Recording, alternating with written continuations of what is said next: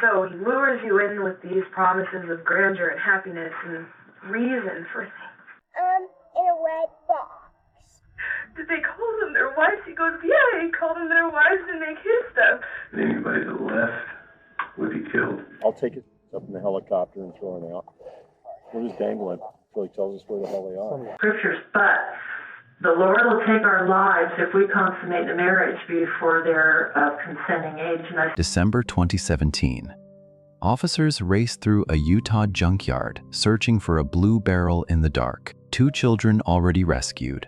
Hypothermic, but alive. 2 more still missing. The man in custody just told them where, casual as giving directions, like he hadn't left 4 little girls to freeze in the desert. Child brides, he'd called them, ages 4 through 8, betrothed to their own fathers under a doctrine about purity and marriage that was really just a cover for systematic abuse. But this story begins much earlier, when the phone lines first went silent. This story won't leave you unchanged. Before we begin, please drop a quick comment for me.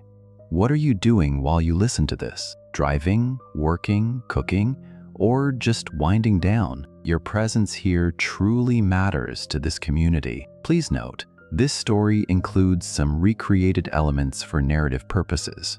The core message and documented events are what matter most. A voice in a stark interrogation room asks a question no one should ever have to answer. Did they call them their wives? There's a pause.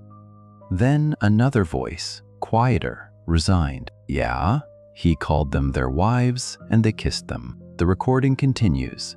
Somewhere in the background, an officer's voice cuts through, hard and final. Anybody left would be killed. That fragment of audio would become the most damning evidence in one of Utah's darkest cases. I have not liked him from the day I met him, and he knows it because he's got such a freaking cocky attitude that he comes to get what he wants out of it. His social skills lack in a big way, and he offends me at every turn.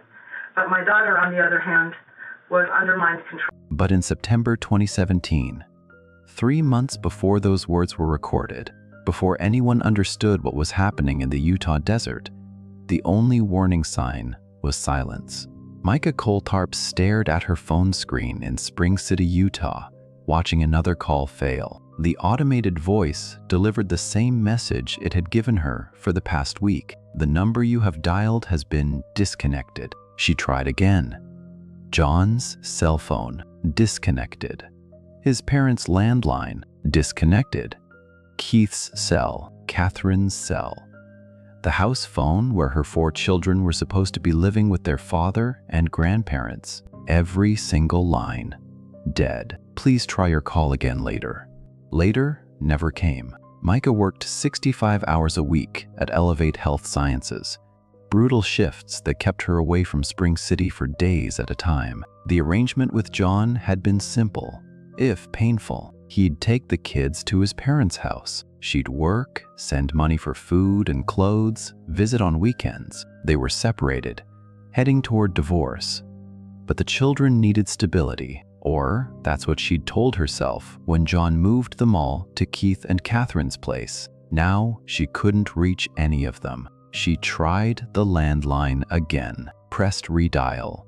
Let it ring into the void of disconnection. How many times can you call a number that doesn't exist before silence becomes its own answer? Micha had grown accustomed to John's obsessions, the doomsday talk, the preparations for an apocalypse that never came, the endless research into catastrophes and conspiracies. For years, he'd filled their apartment with survival gear while their debt climbed to $40,000. She'd learned to tune it out, to work longer hours, to focus on the children. But this silence was different. When a man cuts every line of communication, when he takes 4 children and erases himself so completely that not even a voicemail exists, he's not preparing for the end of the world. He's preparing for something else. Micha didn't panic immediately. She'd been conditioned by years with John to expect the unpredictable.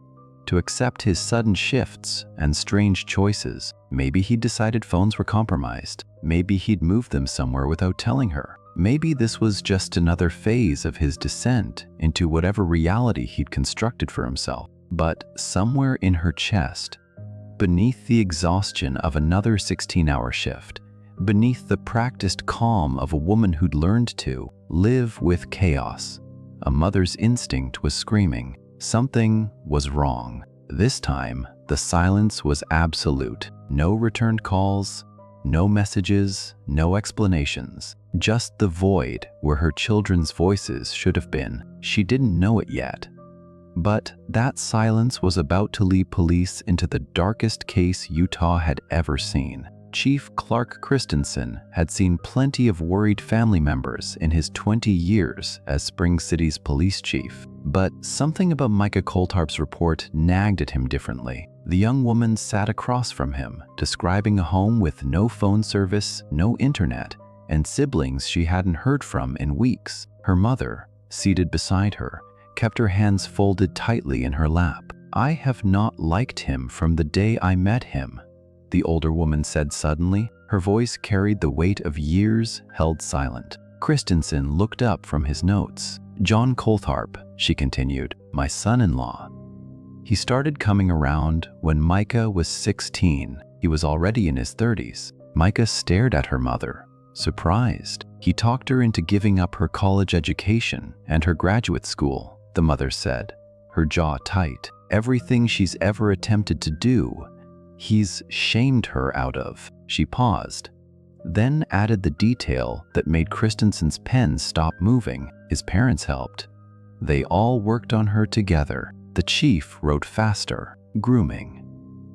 The word didn't appear in his notes, but it hung in the air between them. "They wouldn't let any of us come over anymore. Not since John moved in," the mother finished. Christensen drove to the Coltharp property that afternoon. The house sat quiet against the Utah horizon, curtains drawn. He knocked. No answer. He walked the perimeter, peering through windows into rooms that should have held the chaos of a family with 8 children. Instead, nothing. Not nothing, as in tidy, nothing, as in stripped. The furniture was gone. Family photos had been removed from walls, leaving behind lighter rectangles on the paint. But the televisions remained. The computer sat on a desk in what looked like an office. A gaming console lay disconnected on the floor. Why would they take the photos but leave the electronics? Christensen muttered to himself. He radioed for backup and waited. Deputy Morrison arrived 15 minutes later, and together they walked through the property. The barn had been emptied of personal items too. Blankets, clothing, anything that suggested human habitation, gone. Yet tools remained. Farming equipment sat untouched. Even the children's toys were missing, but not the bicycles. It was the selectivity that disturbed him most. "Could be a vacation," Morrison offered, though his tone suggested he didn't believe it. Christensen shook his head. "You don't take your picture frames on vacation. You take your phone charger." They found no signs of struggle, no blood, no forced entry, no evidence of violence, just systematic removal of anything that connected to identity or memory. The kind of thing someone does when they're erasing their presence from a place or preparing to vanish. Christensen stood in the empty living room as October sunlight cut through the windows at sharp angles. He thought about Micha's face when she described the silence, about her mother's confession of manipulation spanning decades, about 8 children nobody had seen in weeks. The emptiness was too deliberate to be a vacation. At 11:47 p.m. on December 1st, headlights finally swept across the driveway Chief Christensen had been watching for 73 nights. The house that had been stripped weeks earlier now drew 2 men in a silver sedan. Christensen radioed his position as the engine cut. John Coltharp stepped out of the driver's seat with the calm of someone who believed his own lies, ready to claim he'd come for a death certificate of a woman still breathing. Samuel Shaffer stood beside John in the driveway, silent at first, letting John do the talking about the death certificate they both knew didn't exist. "We're here to pick up Micha's death certificate," John said, as if retrieving paperwork at midnight from an empty house was routine. Christensen kept his flashlight steady on both men's faces. He'd spoken to Micha 3 days earlier about the custody order she'd finally won on November 27th. "Micha isn't dead. I spoke to her 3 days ago." John's expression didn't shift. No surprise, no embarrassment, no recalibration. He stood there as if the lie hadn't been exposed. It was the kind of response that revealed something deeper than deception. Either complete detachment from reality or total contempt for the authority standing in front of him. Perhaps both. "Where are the children?" Christensen asked. "I'm not telling you where my children are. Not they're safe. Not they're with family. Just refusal."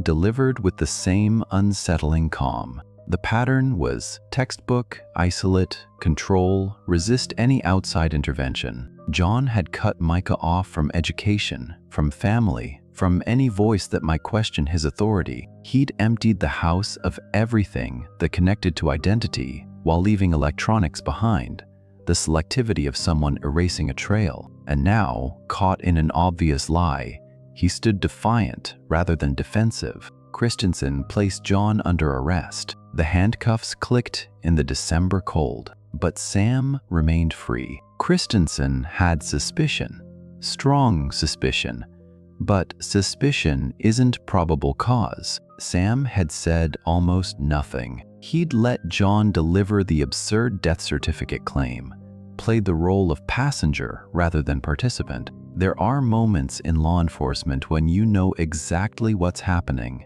but can't prove it yet. Watching someone walk free feels less like following procedure and more like watching a timer run down on a bomb you can see but can't defuse. "Am I free to go?" Sam asked quietly. Christensen looked at the man who'd stood silent through the entire exchange. Silent, but present, at an empty house at midnight, with a man claiming a living woman was dead and refusing to disclose the location of 4 missing children. "Yes," Christensen said, and the word tasted like failure. Sam got back into the passenger seat as another officer loaded John into the patrol vehicle. The silver sedan backed out of the driveway, taillights shrinking into the December darkness. John was in custody, but John wasn't talking, and the 4 children were still missing. Sam knew where they were. Letting Sam walk free that night would prove catastrophic. 2 days after John's arrest, on December 3rd, officers located Keith and Catherine Coltharp's vehicles at a remote compound near Lund, Utah, and what they found inside the first storage container would confirm their worst fears. The compound sat on barren desert land. 3 rusted storage containers arranged in a U shape. The raid team had seen neglect before, but the combination of cult materials and missing children in December cold pushed this into territory none of them had trained for. They approached the first container with weapons drawn. Inside, filth. Trash piled waist-high in corners, the smell of unwashed bodies and confinement sharp in the cold air. Keith Coltharp sat in the storage container he'd traded his mortgage-free home for, having maxed out every credit card on his son's instructions. Catherine Coltharp looked up at the officers with a mixture of relief and shame, rescued from the compound where she'd watched her granddaughters disappear, and 2 boys. John's sons, both with hair so matted with tree sap that officers would later estimate they'd need to shave their heads to remove it. The children looked pale, thin, but alive. "We have 2 boys here, but no sign of the girls," one officer radioed. 4 girls were still missing, ages 4 through 8. In December, when overnight temperatures dropped below freezing, an officer swept debris aside and found a binder, thick, handwritten, labeled across the front in careful script, "Knights of the Crystal Blade." Inside, pages of doctrine, not about surviving the apocalypse, not about stockpiling food or water, about purity, about virginity, about the sacred marriage of maidens. "You need to see what's in this binder," the officer called out. The documents laid out a belief system John and Sam had constructed, or just used as cover. References to spiritual wives, keeping young girls pure, separating the worthy from the unworthy. The boys had been brought to this compound, kept in squalor but visible. The girls had been taken somewhere else. This isn't a survival compound. This is something else entirely. Finding some of the children should have felt like victory, but when half are still missing in freezing desert night, rescue only sharpens the blade of failure. The officers searched the other containers. More filth, more evidence of John's control over his parents, the couple who'd owned a home, held jobs, lived normal lives before their son convinced them to abandon everything. But no girls. No indication where they'd been taken. Keith and Catherine were taken into custody, more for protection than arrest. The boys were wrapped in emergency blankets and rushed to medical evaluation. An Amber Alert went out. 4 missing girls, last seen with John Coltharp and Samuel Shaffer, believed somewhere in the Utah desert in freezing conditions.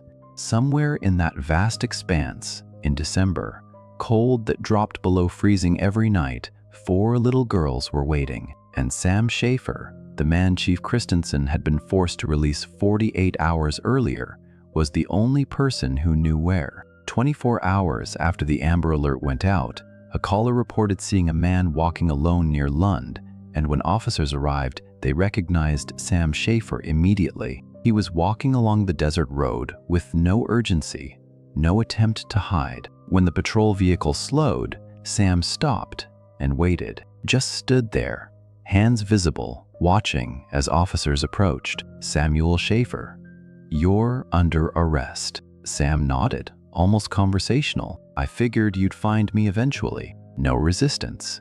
No questions about charges. He turned and let them cuff him without protest. It was the kind of compliance that felt rehearsed, as if this had always been how the story would end. They loaded him into the back seat and began the drive to the command center. The arresting officer had done hundreds of transports, but none where a suspect volunteered information about missing children with the casual air of someone discussing the weather. He kept his eyes on the road, attention on the man in the rearview mirror. For 15 minutes, Sam said nothing. He looked out at the winter desert, expression neutral. The silence should have felt routine, but 4 little girls were still missing in December cold, and the only person who knew where they were sat 3 feet behind the driver's seat. Before we reach what Sam said next, if you're still watching this unfold, comment whether you think Sam will tell the truth, a for yes or B for no, plus 1 short reason. The next part contains recreated dialogue for narrative purposes. If dramatized content isn't for you, feel free to stop here. Then Sam spoke, his voice casual. "Did you get the 4 kids yet?" The officer's hands tightened on the wheel. The question wasn't frantic or worried. It was asked the way someone might inquire about a misplaced package. "No, we haven't found them yet," the officer said, keeping his voice steady. Sam nodded, as if he'd expected as much. Then he said it. "The 2 girls, they were in a barrel, wrapped up so they'd be warm." In a barrel. There are words that should never sound casual, and barrel is one of them when you're talking about where you left 2 little girls. "In a barrel?" the officer repeated, already reaching for his radio. "What color barrel, Sam?" "Blue," Sam said. "Plastic one, in the junkyard, behind the compound, wrapped up to keep them warm." As if putting children in a barrel overnight in freezing temperatures was care rather than horror. The disconnect between Sam's perception and reality, trapping 2 small children in a confined space in 23-degree cold, was staggering. The officer grabbed his radio, calling in the location as Sam described it with the same tone someone might use to give directions. In a blue plastic barrel, in December cold that had dropped to 23 degrees overnight, 2 little girls were waiting, and every second of that radio call felt like an eternity. Flashlight beams cut through the junkyard darkness behind the compound, scanning rusted metal and abandoned debris until one officer's light caught the blue plastic rim of a 50-gallon drum. They approached cautiously, calling out as they moved closer. Then they saw it. A loaded gun lying on the ground beside the barrel, just sitting there in the dirt, ready. Keep that detail in mind. Hello? Can you hear me in there? We're here to help you. A small voice answered from inside the barrel, faint, frightened, but alive. The rescue officer had pulled people from car wrecks and collapsed buildings, but kneeling beside a barrel trying to convince a 4-year-old to trust him was the hardest rescue of his career. He motioned the others back, giving the children space, keeping his voice low and gentle. Come on out, sweetie. We'll wrap you up warm, okay? Movement inside the barrel. Then Sam's 7-year-old daughter climbed from the barrel on shaking legs, her lips blue from cold. Old enough to understand rescue when it came. An officer immediately wrapped his jacket around her small shoulders, but she was shaking violently. The younger child hadn't moved. John's 4-year-old daughter had been too scared to move for hours in the barrel, her small voice barely audible until patient coaxing finally reached through the fear. The rescue officer knelt beside the opening, speaking softly, promising warmth and safety, promising her mother was waiting, promising she wouldn't be alone. Minutes passed. Cold minutes. Coaxing a traumatized child from a barrel isn't a skill they teach at the academy, but in that moment, it became the only skill that mattered. Finally, small hands reached up. The officer lifted her out carefully, and another jacket went around her immediately. Both girls were suffering from hypothermia and dehydration, their small bodies dangerously cold after a night exposed to 23-degree temperatures. Paramedics rushed forward with emergency blankets. The ambulances had been staged nearby, engines running, heat on full. Within minutes, both girls were loaded and racing toward the hospital. But the relief lasted only as long as it took to remember the count. 4 girls missing, 2 rescued. We have to find the other 2, someone said into the radio. Back at the station, officers pressed Sam for the location of the remaining children. He'd told them about the barrel willingly enough, almost proud of his solution. But when they asked about the other 2 girls, Sam went silent, just stared at the wall, jaw set, refusing to speak. Why tell them about 2, but not the others? The gun beside the barrel suggested preparations for something darker he'd never explained, a contingency he'd never had to use. Paramedics loaded both girls into ambulances, hypothermic but breathing, their small bodies slowly warming under emergency blankets. 2 children were safe. But back at the station, Sam Shaffer had gone silent, and somewhere in that freezing Utah desert, 2 more little girls were still waiting, and this time, no one knew where. Sheriff Mark Gower walked into the interrogation room where Sam Shaffer sat silent, knowing that whatever he was about to promise this man, the lives of 2 little girls depended on him keeping it. Sheriff Mark Gower sat down across from Sam Shaffer and made a promise he intended to keep, knowing it was the only way to save 2 more lives before dawn. 2 children were already in hospitals. 2 more were somewhere in the December cold, and the clock was running. Sam, I need you to tell me where the other girls are, the sheriff said, his voice steady. Sam looked at him, weighing something. If you tell me, I swear on my life, Sam, straight to their mother. The guarantee hung in the air between them. Sam studied the sheriff's face for a long moment, searching for sincerity, or perhaps calculating his last piece of leverage. Then he spoke. There's a trailer, my friend's place. There in the back storage trailer. He gave the location near Lund. The sheriff kept his expression neutral, even as his pulse spiked. He stood, headed for the door, and gave the order before he'd even left the room. Get units to that location now. Officers converged on the abandoned property, flashlights cutting through darkness until they found the single-wide mobile trailer. The door was locked from the outside. Someone had deliberately sealed them in. Inside, John's 8-year-old daughter was found conscious but severely dehydrated. old enough to tell officers how long they'd been locked in the dark, and Sam's 5-year-old daughter, whose body temperature had dropped so low that paramedics called for emergency helicopter transport to save her life. The paramedics worked in practiced silence, knowing that every second counted when hypothermia had progressed this far in a child so small. The younger girl's breathing was shallow, her skin pale and cold to the touch. Hours without heat, without water, locked inside metal walls that had become a refrigerator in the December night. We need life flight here now.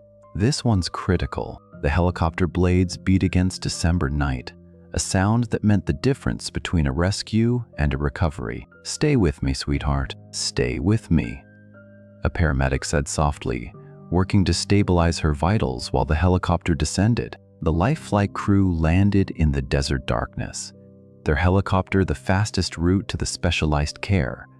A critically hypothermic 5-year-old needed to survive. They loaded her carefully, monitors beeping, oxygen flowing. The older girl was stabilized on scene and transported by ambulance, dehydrated and cold but responsive. All 4 accounted for. All 4 alive. The radio call went out just before midnight. Relief swept through the command center, through every officer who'd spent the past hours searching. But relief came with a shadow. How close had it been? Another hour in that trailer and the call might have been different. By midnight, all 4 children were in hospitals, warming under blankets, reunited with their mother, Micha. 2 had survived a barrel with a loaded gun beside it. 2 had survived an unheated trailer in freezing cold. All 4 were safe. But back at the station, Sam Shaffer was about to reveal something that would make hiding them in the desert seem like the least of his crimes. The interrogation room was deliberately sparse. 1 table, 2 chairs, a recording device, and a detective who'd been trained to keep his voice level no matter what he heard. The lead interrogator had conducted hundreds of interviews, but maintaining a calm voice while a man described examining children required every ounce of his training. He sat across from Sam through the night and into morning, using patient, non-confrontational technique, letting Sam talk. Tell me about the betrothal arrangement. Sam explained it methodically, as if teaching doctrine rather than confessing to crimes. The Knights of the Crystal Blade wasn't just religious theater. It was a structure built to justify what both men wanted. We believed in the Old Testament practices. The girls would be our wives when they came of age. The interrogator kept his expression neutral. All 4 girls, Sam, even the 4-year-olds? Yes. Then Sam said something that shifted the crime from future intent to present harm. He admitted he'd examined his own daughter to verify her purity according to cult teachings. Admitted he felt attraction to the 8-year-old child. The words came out casual, almost clinical, as if describing a routine inspection rather than abuse. The pattern became clear. This wasn't about preparing for marriages years in the future. It was about access now, justified through religious language the men had constructed themselves. As the interrogation continued, the full scope emerged. All 4 girls had been betrothed to their own fathers, not to each other as some kind of twisted but distant arrangement. John had claimed his daughters. Sam had claimed his. The youngest was 4 years old. In a separate room, the detective interviewing the grandparents had to ask questions he never wanted to hear answers to about what they'd seen and chosen to ignore. Did you see them sitting together like husband and wife? Keith nodded slowly. Yes, but they promised nothing would happen until the girls were older. Catherine confirmed it. The girls sat in their betrothed's laps by the campfire, kissed them, called themselves wives. She'd noticed inappropriate affection between Sam and the 8-year-old. Noticed it enough to feel uneasy, but convinced herself to ignore what she was seeing. You watched your granddaughters call themselves wives and did nothing? The question hung in the air. Catherine looks down. There are confessions that require a detective to leave the room afterward and stand in the hallway until his hands stop shaking. Both Keith and Catherine insisted they believed nothing physical would occur until the girls turned 18. But They'd watched toddlers being groomed to accept adult men as husbands. They'd heard children use words like wife and betrothed. They'd seen the girls isolated from anyone who might intervene. Their claim of believing in a future-only arrangement was contradicted by everything they'd witnessed and allowed. The recording device captured every word. Sam's casual admissions about examining children, his attraction to an 8-year-old, the systematic betrothal of 4 girls, including toddlers, to their own fathers under religious cover. Scriptures, but the Lord will take our lives if we consummate the marriage before they're of consenting age. What he'd just admitted, combined with what Keith and Catherine had witnessed and ignored, was enough to send both John Coltharp and Sam Shaffer away for life. The courtroom in 2018 was packed with people who'd followed the case from that first Amber Alert in December, all waiting to hear whether the system would deliver justice for 4 little girls. The evidence was overwhelming. Sam's recorded confession, the grandparents' admissions, the Knights of the Crystal Blade binder with its doctrines about purity and maiden marriage, the barrel with the loaded gun beside it, the unheated trailer in December, cold. Sam Shaffer had initially entered a guilty plea. They were in a barrel, wrapped up so they'd be warm.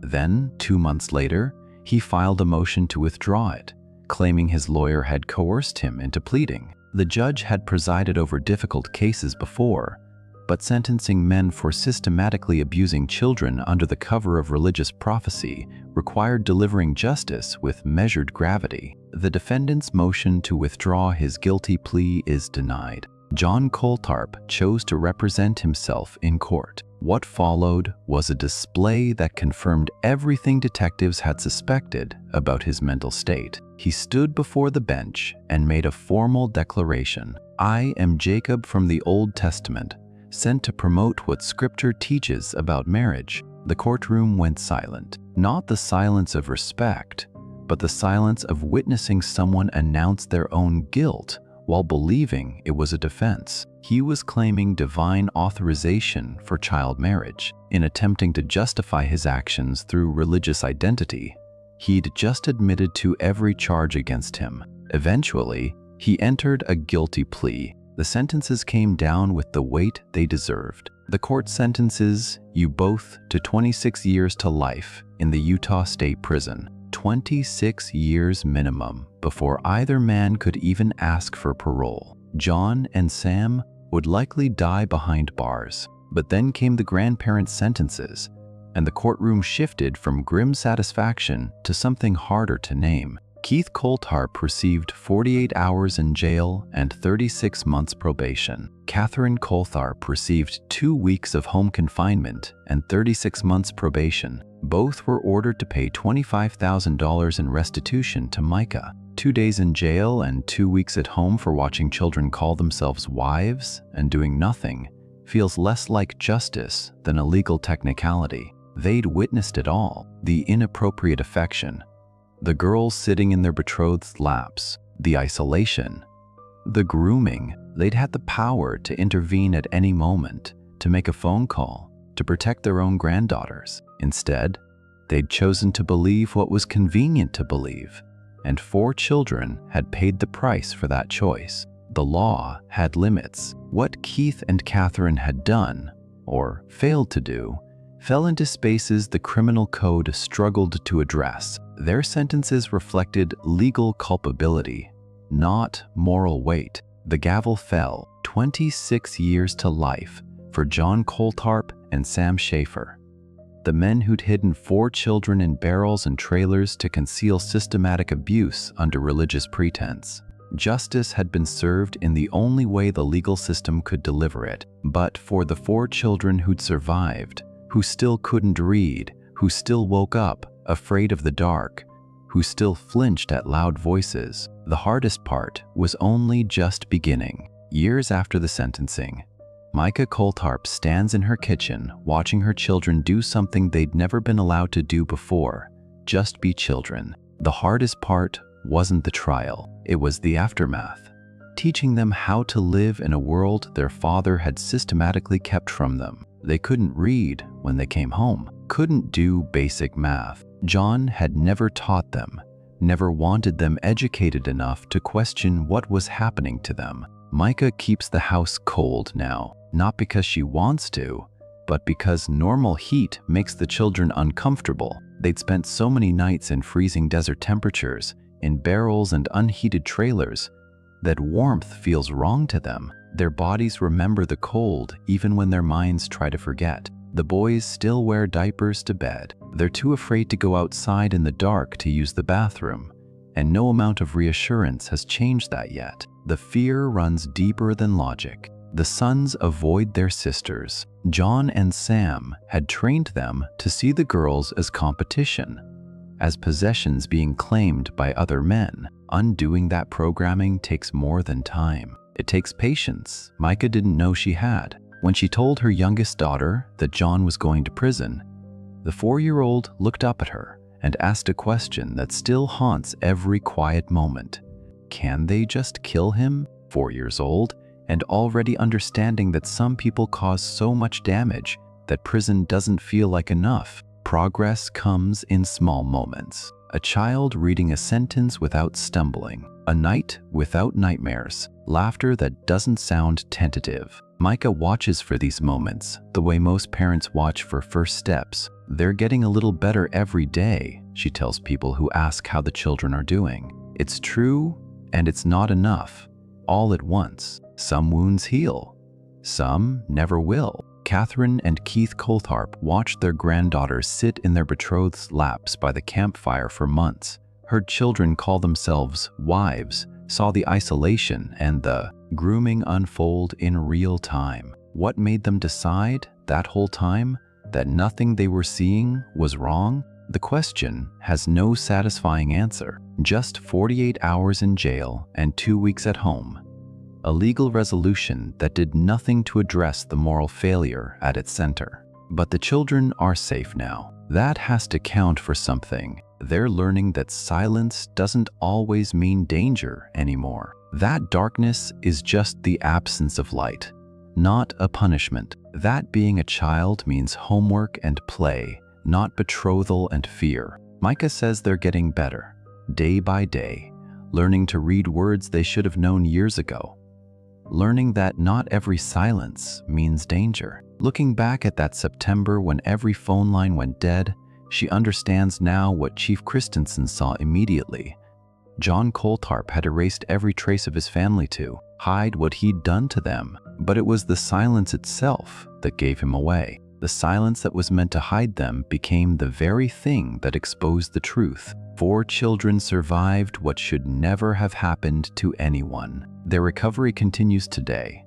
Learning to read, learning that warmth is safe, learning that silence doesn't always mean danger. Micha's fight to protect her children, even when her own family worked against her, is a testament to a mother's love in the face of unimaginable betrayal. This case reminds us that the signs are often there, if only someone chooses to see them. The disconnected phones, the sudden isolation, the grandparents who watched and did nothing. Evil relies on people looking away. Justice requires people who refuse to. If this story moved you, please take a moment to like this video and subscribe to the channel. Share it with someone who needs to hear it. Leave a comment. What stood out to you most? Your engagement helps these stories reach people who need them. Thank you for listening with respect and care. This story is based on a real case, with some scenes dramatized for narrative purposes. Our deepest respect goes to the survivors and their journey toward healing.